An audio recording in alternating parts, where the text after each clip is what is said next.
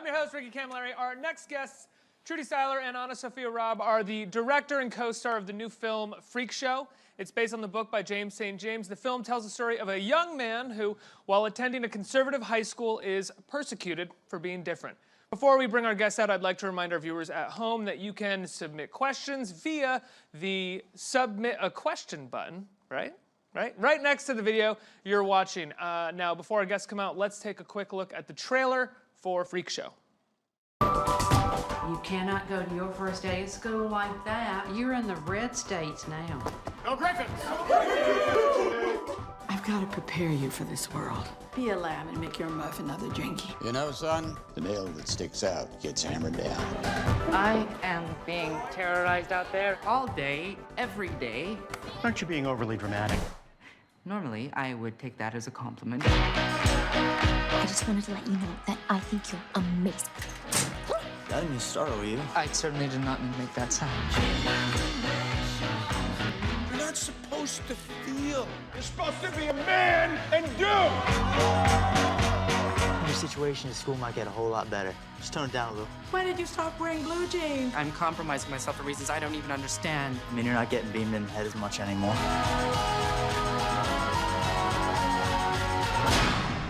What am I going to do with you? I am announcing my candidacy for homecoming queen! How do you want to be identified? Gay, straight, transgender? Gender obliviator? Freak. Well, I was going to reclaim it as my own anyway. Are you serious? You do what you want, but from now on, you're on your own. We dream awake! This is a simple case of decency versus depravity. If life kicks you, you just kick higher! You can call me a freak. Okay. You're all freaks, too. Is that what being a teenager is all about? And now, ladies and gentlemen, Here comes Billy Bloom.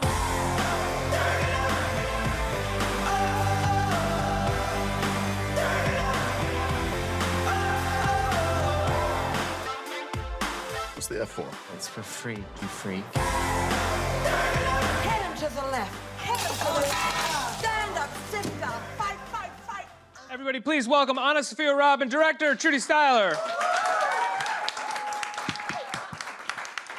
Thanks so much for being here. Thanks for having us. You've produced a number of movies at this point. You've directed a short narrative and you've directed a documentary. What made Freak Show the first film that you sort of stepped behind the camera as a director for a feature-length film? This is sort of like a wonderful, fateful moment, maybe, because we were working, Maven Pictures and Flower Films, which is Drew Barrymore's production company, were working on the film together. So we were producers, and we had a director in place. And at the 11th hour, our director had had to excuse himself for personal reasons. And so we were left with, what do we do? This is July 2015. We want to be in production by the end of September. And so I asked my producer colleagues, how would they feel if I stepped into the director's chair? And they said, go for it if you think you can do it. And so what did that mean? It meant triggering the finance, which happened courtesy of wonderful Bette Midler, who, after she resisted reading Freak Show, because she really didn't want to do a movie at that point, when she did read it, she called and said, I'm in. And from that moment, we just sped forward to go into pre-production for 4 weeks in September, shooting beginning of October, 22-day shoot, and finishing the night before Thanksgiving. So what was it like for you jumping into the director's seat? I mean, that's all the way that you got yourself into the director's seat, but now what happens once you're there and you're in it? Have you been producing so long and sort of really see how it's done that it didn't feel much different, or did it feel very different? It's too. I can't remember how it felt. In all honesty, I think you were just sprinting. Yeah. I mean, before Celine Rattray and myself had Maven Pictures, I had my own production company in England called Shingu Films, and I produce my niche, if you like, was to produce first-time writer-directors. So Those of you who don't know, she produced Snatch and Lock, Stock. Lock, Stock was first. I got that, but I wasn't. But I just saw Snatch. But yeah, Lock, Stock as well. Yeah, Lock, First, Stock, and with Guy and Snatch, and then Moon with Duncan Jones. And most recently, American Honey, you worked on as well, which is one of I think maybe my favorite films of all time. I love that movie. Oh, that's a lovely thing to hear. Thank you very much. We love it too. So, but being Andrea Arnold certainly isn't a first timer, but my British life as a producer were first timers, and I think because of first timers, you do a lot of hand holding. What do I mean by that? Just sort of like being around your director and reassuring and giving them sort of like all that they need. And in doing so, I think I learned a lot at that time about their different visual styles and. You know, being in the edit room with them, what did that mean to, like, really, how is the story coming together? So I think that was a big learning curve for me. So when I jumped into this role, I really didn't have time to examine, you know, what films must I watch to be able to make Freak Show. There was literally no time at all, just to tell the story, surround myself with the best that the technicians that I could possibly have on this film, right? Yes. I mean, is it Dante Spinetti? Is that the name of the Dante Spinotti. Spinotti, excuse me, the director of photography, and this is the guy that shot Heat, like worked with Michael LA Mann for years. It's crazy. Yeah. Well, Dante and I worked together in 1987 when I was working as an actress, and I was doing a film in Cinecittà, and Mr. Fellini was still alive, and it was like an amazing time in my life. And I was working with Dante, who's the cinematographer, and I had a lot of time with him because there was just me in the movie, an actor who shot for 3 days called Greg Henry, you may know, and apart from that, a deadly mamba snake. And so I didn't really have many friends to talk to, so it had to be the crew. And so I found myself in a conversation with him in 1987 that went like this: Dante, do you like being a DP? And he said, yes, I will go to America. And I said, okay, great. And he said, and what about you? Would you always be an actor? And I said, well, maybe one day, you know, when you know, I'm older, I'll be a director. And he said, I will be at your side when you're a director. Call me. So cut to 2015. The phone rings. Dante says, "Si, pronto." And I say, well, you know, in 1987, you said you'd be at my side if ever I was a director. That day has come. And that's amazing. Yeah. What, was he surprised? Was he taken aback? Or was he a little like, oh, I did make that bet? Well, he's become a friend since I did that Italian film, so I do know him, but I also know how busy he is. So I think that it was really like an amazing fluke that he happened to be free and that he did say yes. So he was like my great collaborator on this. Yeah. Now, you know, I want to get to talking about what Freak Show is about, but I just want to. One more question about how the story of you getting into the director's chair and how it feels for you after. I'm curious, now that you've finished, and as you said, it was kind of a sprint, and it felt as though you were kind of there to really to tell the story and not to sort of think too hard about what it means for you to be a director at this point. Do you want to continue directing, or was it kind of like you had to direct that project because of what happened, and you'll just kind of maintain producing? No, I was just telling AnnaSophia in the dressing room that my biggest fear was in casting Billy, and I knew... He's wonderful. Yes, he is. Alex Lawther is wonderful. But I thought, if I don't get this right, there isn't a movie, because it's such a huge role, and I needed an actor of great dimension, who has, you know, vulnerability, who has strength, who has like native wit and intelligence, and when I was working as a producer with our other director, we saw about 85 young male actors for the role, and I hadn't really sort of like thought this was ever going to be my gig, and I liked a lot of them, but when it became my opportunity, that's what kept me awake at night. What if I get this wrong? There is no film. And I went to England and I asked Avi Kaufman, our casting director, could she send some British actors along? And Alex came in one Sunday morning. He was in rehearsals for a play, and I auditioned him. And at that point, I had this sense of peace. I slept well every night, even when we were shooting, knowing that I'd got Alex in the central role, who I knew could do this role. Well, he gets so much right. He never goes overboard. And my favorite example of that in the film that I was really taken aback by, because most young actors, I think, would have, or any actor really would have handled it differently, is the moment where his friend essentially shuns him because of how he's starting to make him look around the high school, and he pushes him away, and he calls him a slur for gay people. And the way that Alex handles that is not to cry or put his head down, but his character has been so confident throughout the entire movie. It's still handled with a sort of a brush of confidence. It was such a smart, articulate way to handle that Yeah, moment. well, you see him stuffing his emotion back, but not like reacting to it. Yes, his armor is that he's going to retain his dignity, isn't it? I think most people, even with that knowledge of the character, would still want to react and push something in front of the camera. Yeah. I was very taken aback by his decision in that scene. Anna, what drew you to Freak Show and working with Trudy and being a part of this whole movie? I remember when I read the script, I thought Freak Show. I was like, that's a great title. and when I read the script, I found myself laughing on almost every page because there's such great voiceover coming from James St. James and his voice. And then I felt like this is a story that needs to be told, because I think there are a lot of young people who feel this way, and they feel completely suppressed and unseen and not able to be themselves. And I think it's a triumphant story about letting your freak flag fly. And so I love the message of it, and it sat well. I mean, I also felt like I can really stand up for this film. And then I also thought, I don't think there's ever a character in history called blah, blah, blah. That's my character's name.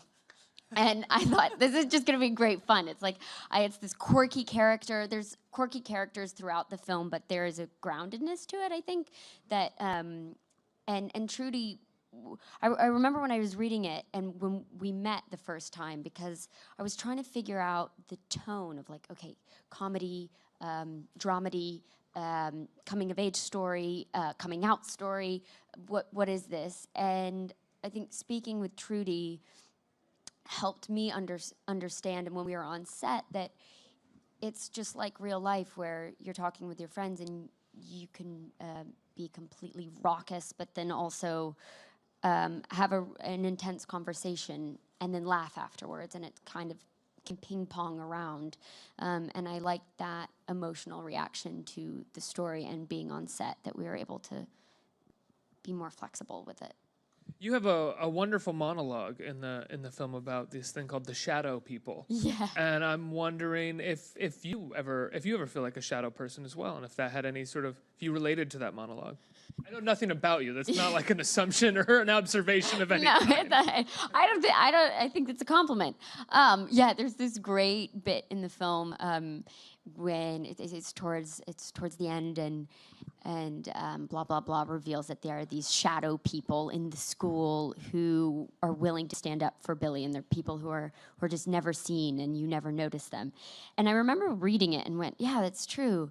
There's always, in the high school yearbook, you look at pictures and you go, wait, I never noticed that person before. And I think for me, sometimes it can be a choice to be a shadow person. Sometimes it's safer because you don't want to put yourself out there to be seen, to be judged. And I think Billy really stands up, and he isn't apologetic about who he is, and he acknowledges that there are those people who are afraid to step forward, and he gives them a voice. Or even if you're not that type of person, he can be a leader for them, and sort of a conduit for who they are in high school or who they don't want to be. I don't know. How did you go about assembling the rest of the cast? There's such an amazing cast outside of just the kids in it. I mean, you have Abigail Breslin and Laverne Cox, but then in the house you have Celia Weston, who's just one of the best. Yeah, I mean, I think that it's a formidable cast, and I really owe them a huge debt of gratitude. I've trained as an actor. I trained in England as an actor, and I made a living as an actor for many years before I became a producer. I still act. I've just actually been in a television series for Netflix that will go out. So I keep my acting hat on, and I love actors. And I think my joy of working on Freak Show was really working with the actors. So I've got, I like to think, great taste in actors. And I love Celia Weston as well. I've seen many of her films, and she's a formidable theatre actress. And Larry Pine, I think, has so much sort of like held in dignity. He's a majestic looking man. At the same time, I think that he was like a really good pick to be Alex's father. I think that people have said to me, wow, they even look alike, and they do. And so I enjoyed that process of casting alongside, Avi Kaufman, who is such a, seasoned casting director. That was like one of the most pleasurable experiences I had, and especially when they said yes. No, I'm not sure, but I think James St. James's book was probably written pre-2016, right? But Yeah. there is a "Make America Great Again" reference in the film. What made you want to drop that? Well, you have to remember this. We started this film in 2015, so Donald Trump was not even the Republican candidate. He was on the campaign trail to become the Republican candidate, and then, Going down the escalator, essentially, yeah. yeah, and then we would hear this inane mantra, "Make America Great Again." Well, what are your policies? What does it mean? So it became sort of like a worm in your ear, And PJ Clifton and Beth Ragazio, who are writers, said, should we use that line? And it's like, well, it belongs to Lynette, our mean girl, who is a Bible-thumping fundamentalist, who really, homophobic person who really treats Billy so meanly.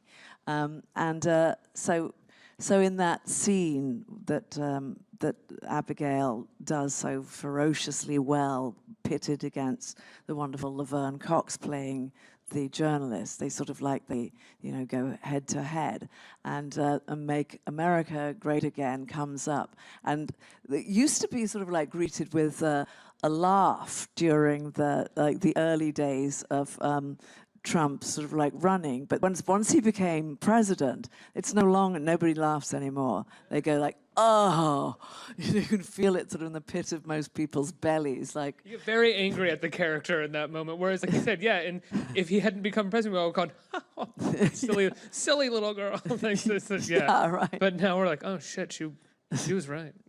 He won. I'm curious, going back to you directing versus producing. Even though you had been working on this film beforehand as a producer, when you stepped into the director's chair, did your emotions about the story, having to tell the story as a director, did that change how you related to the material at all, and change did it feel closer to you at that point? well, inevitably, and I think that being a director and being an actor, I think it's the same side of the brain. Being a producer is a very different side of the brain, So. How so? Oh, well, I think producing is more left brain, so you're required to think budget, time, logistics, all the things I'm really bad at, and Celine Rattray is really good at. And the right brain is the creative brain. So the absorption of all the emotions that you've had in your personal life. So you have a public persona and a private persona. We learn that in acting schools. And I think for me, what was my private persona with the storyline? Well, I was bullied at school, so I have a direct lifeline to what is that? How does that feel? I was hit by a truck when I was 3. I was damaged, but my face was very scarred. And those corridors of schools became the sort of like the walks of shame for me. I would be, catcalled and Scarface. There was a group of mean girls who would like chant Scarface, Scarface.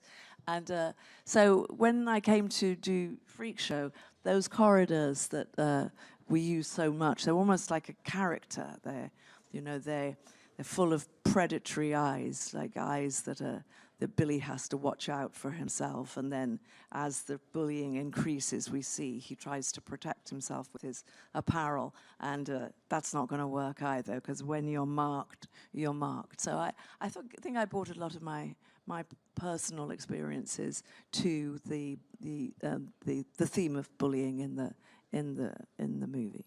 I think what's so inspiring about Billy as a character is, as much as he's bullied and made fun of, he refuses to be a victim of any kind. That's right. He's indomitable, and that even when he's beaten up and coming around from his horrible experience in hospital, the first thing he asks for is for the doctor to please get him some lip gloss. And you can see, oh yeah, he's not a victim. He's never going to be put down.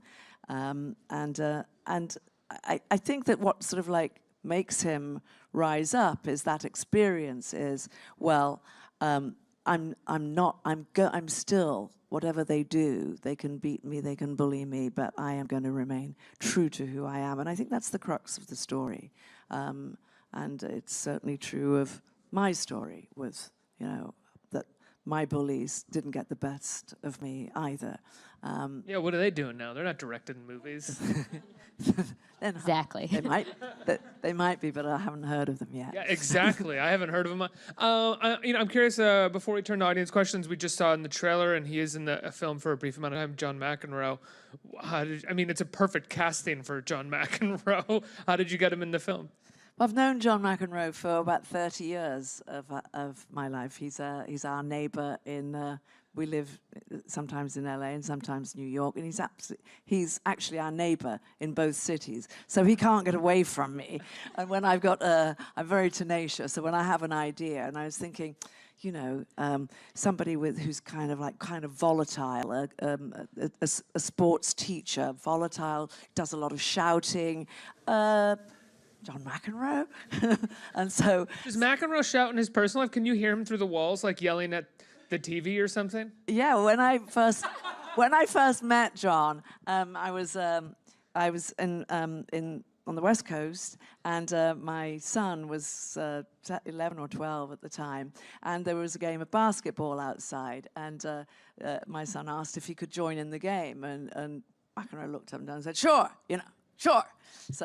So he joined in, and then I heard this yelling, and I came out of my house, and he was sort of like he sort of like has this sort of huge volume when he's coaching kids.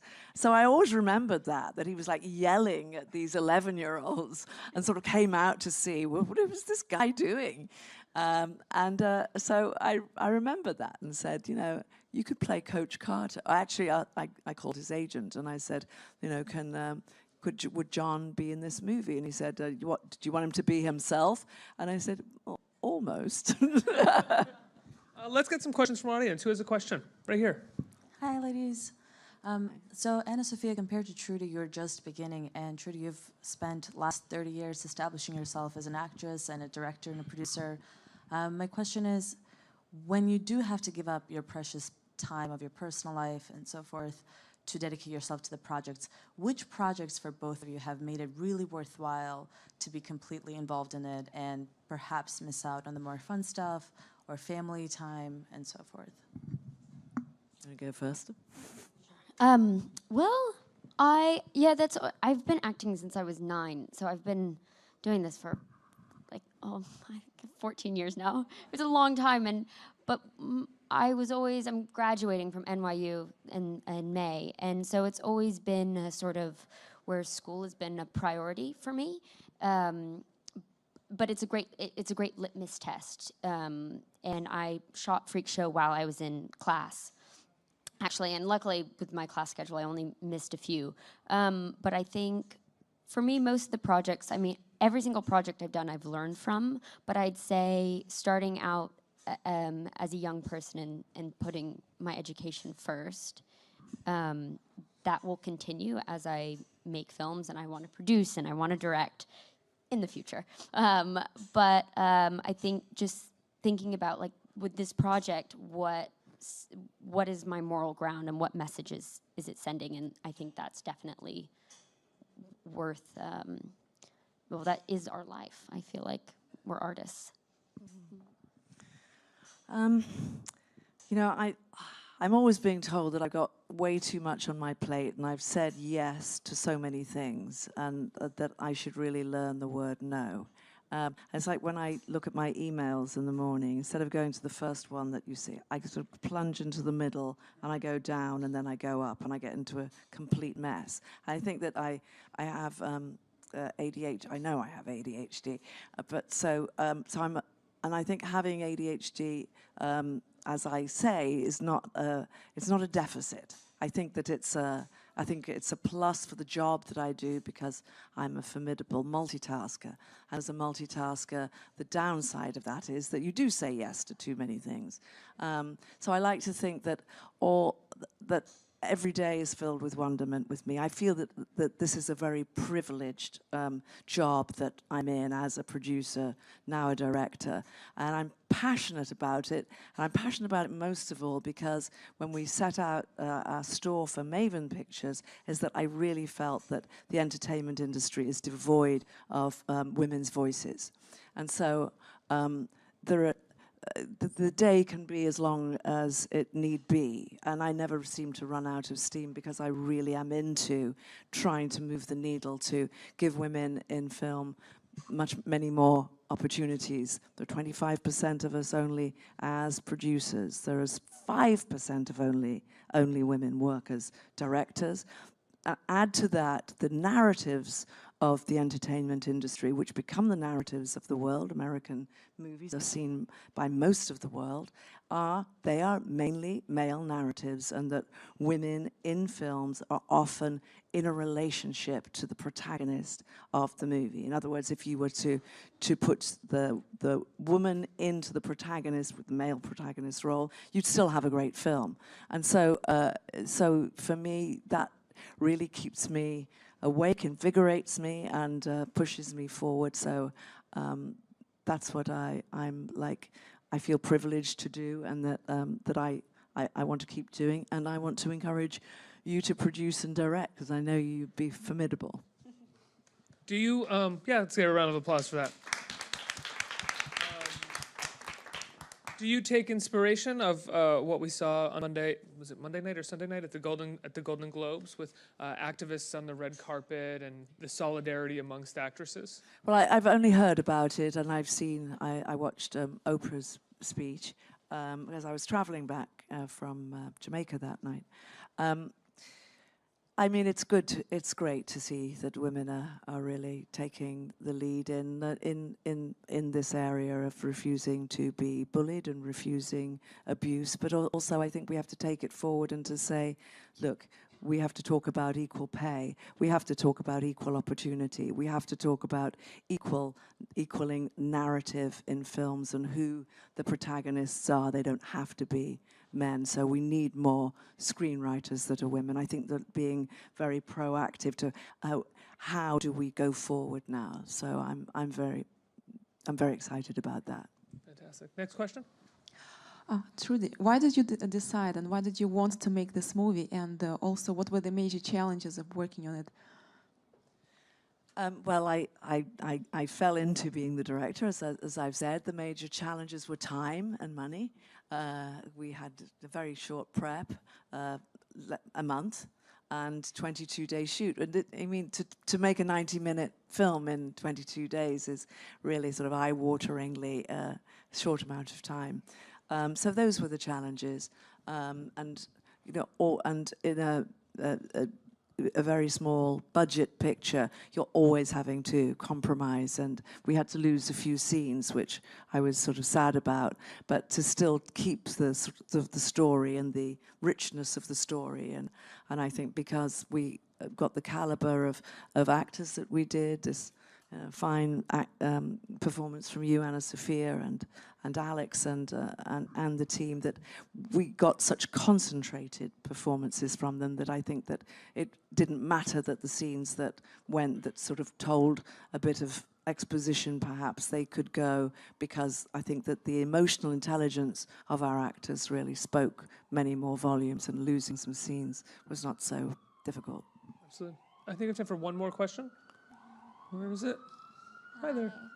So I'm really interested in filmmaking, and just for both of you, like, what advice do you have for people who are aspiring, like, actors and filmmakers? Well, I would just get started. I think now is a great time to, if you have friends and you want to just start with just reading plays out loud together and get involved in your local theater, or, I mean, you're in New York, so go see as much as you can. And I think just watching films and continuing to stimulate your imagination, and I think I love filmmaking and I love the theater, and it's exciting when it comes out, but it's just as important on a smaller scale, or for your friends, or for your school, or for whatever, just because it's about the story. And I think continuing to go back to, like, what are the stories that I want to tell and share, or what stories aren't being heard, that continues to fuel me, and hopefully it will for you. Are you planning on being an actor or a producer? You're planning on being a director. Yeah. So my advice would be to do a lot of people watching. Get on the subway, and I mean, we're usually traveling somewhere, right? When we're on the subway, that's the point.